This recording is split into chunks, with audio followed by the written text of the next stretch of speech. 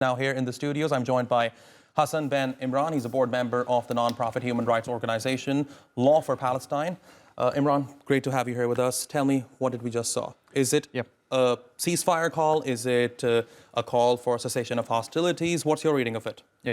Unfortunately, as expected, because of the composition of the court, the decision came with mixed results, I would say. The court, on one hand, did approve a number of the major provisional measures requested by South Africa.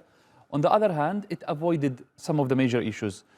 However, I would say that despite all the issues that we would criticize right here that have been missed in the decision, this is a historic decision for the simple reason that it accepted that it is plausible that genocide has been committed.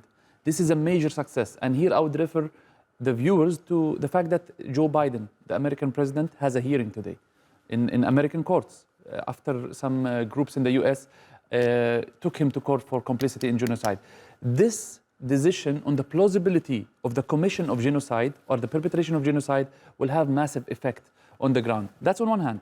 The other point now, despite that the court unjustifiably, inexplicably failed to call for a ceasefire, though it managed to do so in Myanmar and in Bosnia, and other cases, in Ukraine recently. In the same time, the court clearly spoke about humanitarian assistance and refraining from killing members of the group. What does that mean now on the ground? Okay.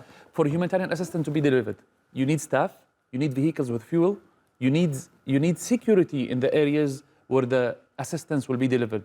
So for humanitarian aid to be called humanitarian aid, effectively, there has to be cessation of hostilities. Even if the court did not state it clearly, which it should have, even though this didn't happen, still, the fighting will have to stop if Israel is to abide by this. Imran, would it be fair to say that the court fell short of calling for a comprehensive ceasefire in Gaza?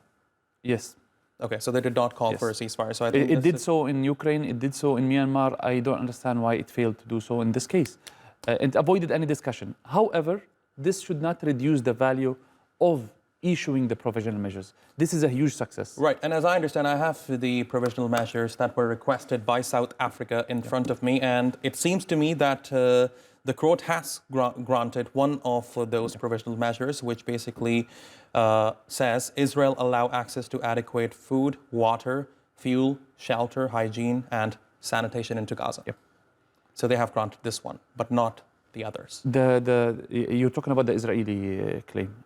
No, the South African measures, provisional measures that South Africa had requested the court. It was like in the composition, the wording of the provisional measures were shorter than South Africa's. However, the meaning is still there. Like when you speak about prevention, when you speak about taking measures to restore the situation, when you talk about refraining from certain acts. And if you see, the court was talking about Article 2. Article 2 is comprehensive. It includes killing members of the group, causing conditions. So this falls within what the court mentioned about Article 2. So even though the court did not state all what South Africa has stated, it still is included in the understanding of the provisional measures. Okay.